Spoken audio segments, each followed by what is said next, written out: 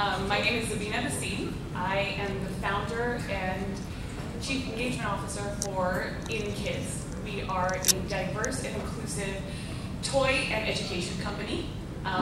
What started my journey, there was many things that started my journey, but I have to say it's also, like many of us here, growing up in the United States and not being identified as an American and being treated like a other, as we've been talking, and not feeling like I belong somewhere. So within my South Asian community, I never felt like I was South Asian. And within my American community, I never felt like I was American. About 40 years later, when I was older, I'm 43 now, so I'm aging myself, but I had children, and my children started asking questions to me at 5 years old that we had friends asking us, "Where are you from?" And my daughter didn't have an answer. She's like, "I'm from West Hills." Like, and they're like, "No, where are you from?" And I was like, this is happening all over again. By trade, I'm a child psychiatrist. So I did go to med school, and I went to med school in India as well. So there even I felt that you're not Indian. And now I'm looking at my children and saying, this is happening all over again. And so my journey really started with my children to start this company and say, we need to start with our children in early education from K through 5th grade to start teaching them about diversity, about inclusivity, about belonging, and about culture and tradition. So guess what they can do and grow up is accept every individual as they are and who they are.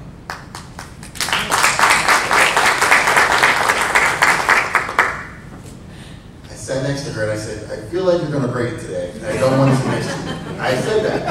I said, no, I'm good. And then you did that. He knows me, and we just realized he judged me in a pitch. And Brian's like, you're from KidZ. I know you. You did it really well. I should have known. Since we're going all the way back, Brackeen, General Partner Lightship Capital, we're a $50 million venture fund focused on women and minorities in the Midwest and the South. My start, I would say, literally 2 parents in Ohio and Cleveland went to KidZ University. One was a Nigerian transfer student, one's African American. We felt like it wasn't the right time. We'll go for adoption. I had Amish foster parents, so I suspect I'll be one of the few black people you ever meet. I had Amish parents for a period of time. You may know, let me know. And then ultimately adopted by 2 amazing parents. Father's an engineer, Philly. Mother's a psychologist. You're a psychologist. And I learned the soft skills from my mom, but also the code from my dad. And that's really how I got my start. Love it. Raul? Thank you, Kobie. Good afternoon to everybody. I am Raul from Puerto Rico, born and raised here.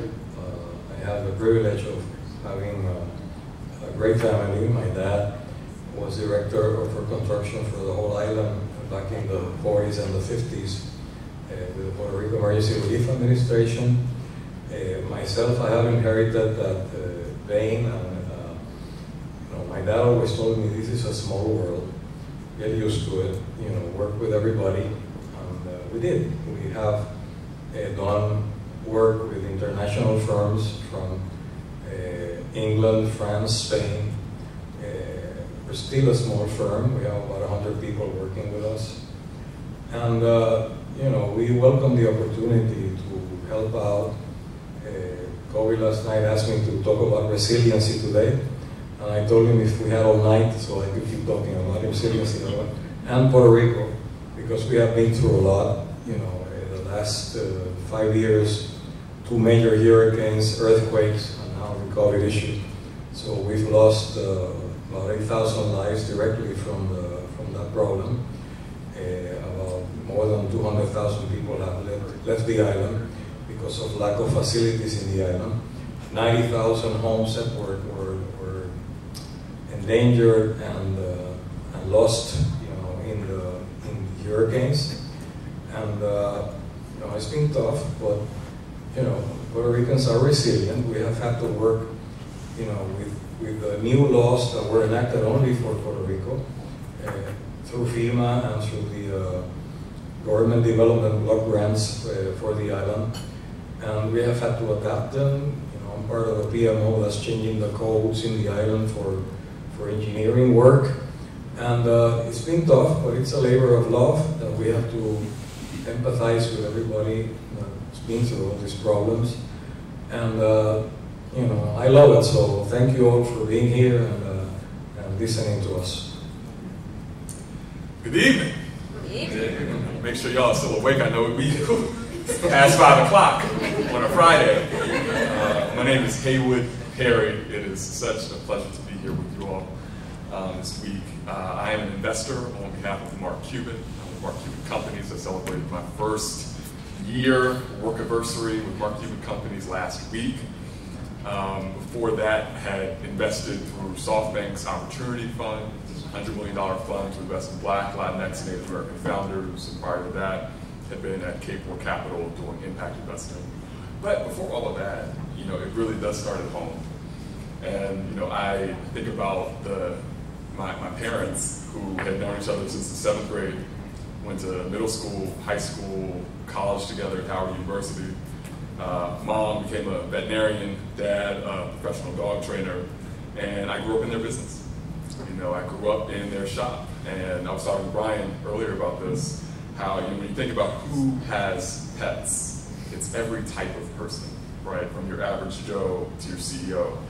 And so I was raised around lots of different types of people and in an environment that at a very early age exposed me to the mountains and valleys of entrepreneurship. And so in the investment work that I do now, right, it is with a critical eye towards being present with founders, ensuring that they have access to the capital that they need, and making sure that I'm there to be a support and not an impediment. And so I'm super excited to dive into today's panel. Love it. So what you see and what I heard from you is that where you come from matters. And I want to talk about how you manage risk, how you tackle the fears that are associated with the work. Being an entrepreneur is scary. Making investments is inherently scary, right? So I want to hear from you just how do you process risk management? How do you determine whether to expand, whether not? How do you decide, am I going to buy another piece of equipment or not? Am I going to take a risk on an investment in Puerto Rico? Am I going to invest in Montgomery, right? So how are you tackling risk? Let's start with you, Haywood. Okay, sure. So risk for me is an instrumental component of the investment process, right? What do they say? High risk, high reward, no risk, no reward. That's part of my due diligence process. And so, for folks who may not be as familiar with venture capital and the process, I'll share a bit about that. So Mark Cuban sends me emails with interesting companies who have reached out to him. What I then do is I conduct due diligence. So I'm taking a deep dive to better understand the problem that's being solved, the solution, product, service that they are offering, what customers are being targeted, and what is the market size for that customer. It's like, how big is the opportunity?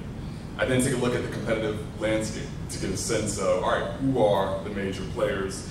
And then I look at the traction and the progress to date, right? And what the product roadmap and the future kind of outline of where they're seeking to take this company. And then finally, I'm taking a look at the team, right? Who are the folks who are executing? And the risk, right, is really associated with each and every component of that due diligence process. Right, so I'm trying to get a sense of, is this the team with the knowledge and the know-how, the resources? Have they created the right product, right, to actually tackle the problem that they've identified? Zabina? I don't have that much of a fancy answer. It's all a process. Tell the truth. Tell the truth. I went to med school. I went right out of high school straight to med school. I did the typical South Asian Indian thing. Doctor, engineer, lawyer. That was it. And when I decided that I wanted to, I guess, be an entrepreneur or a businesswoman or a business person, I sat down with one person, and that was my husband, who is a brilliant man. He is a CPA and he works with many, many amazing businesses. And I said, this is my idea. And it was actually technically clothing. And he said, hell no, we're not doing clothing. You don't know anything about it. But what I told him was, I wanted to do something that's going to make a difference, not only in the world of our children, but us as adults. And also, we're not raising kids, we're raising adults. So for the adults of tomorrow. And so when I make those decisions as I'm building, we're still a baby company. We're almost 2 years old. Every time I've had to make a decision, I sit with my team that I built, my board, who is right now just my husband and I, and a couple other people that I work, and I listen to my gut.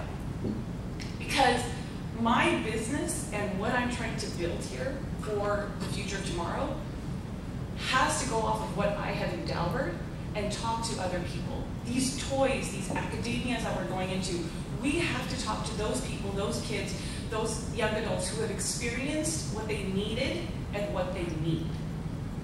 And then I start talking to the advisors of other companies. What are they doing? Because that's how I'm going to make these decisions, to know what some were right or others were wrong. And that risk really comes from what I have to see what my company needs and what my gut is telling me. Love it. Raul, talk to us. How do you do it? Sure. Team is very important. My team is my wife and my son, and they're back there sitting watching me. And I try to put through them, anything that we get into. I've myself started, about 12 companies in my short lifetime. And we have been, some of them turn out very good, and some of them turn out not that good. It's part of the issue. But behind each of these is the effort and the commitment to do something good, do it better, see how we can impact and contribute to our society in Puerto Rico and elsewhere. Because we do work in the Caribbean, and we have an office in Florida also. So we take all those things into context and make them work as far as we can. But always, it has to be heartfelt. It has to be evaluated. We put the numbers. We put the feeling first and the numbers last to make sure it's going to work. And that's more or less how we do it. So, I don't know if y'all heard that. He said 12 companies. So to those of you that are thinking about starting one, you better get with this guy before the festival's over. Talk to us, Brian. How do you manage risk? Tell us about it. So I would say, as also a venture capitalist, Mr. Perry's answer is literally the correct mathematical answer. So if you're not doing that, you're doing it wrong. So we do that. But I would say, in addition to that, I spend a lot of my time getting my founders to take larger and bigger risk. What happens is, particularly women and minorities, is they don't get the funding they need. Then they do get the money, and they kind of like, what? You want me to spend it? Because they, in the past, and the past could be 10, 20 years of their life, if they didn't have the cash, that was it. So they could only count on themselves, and not a bank to bail them out, or a venture capital to bail them out. And it's a really hard thing to learn, to spend the money that you've worked so hard to raise. And so I would say, in at least 2/3 of our portfolio, I'm working with them to spend money and spend it faster. Spend money.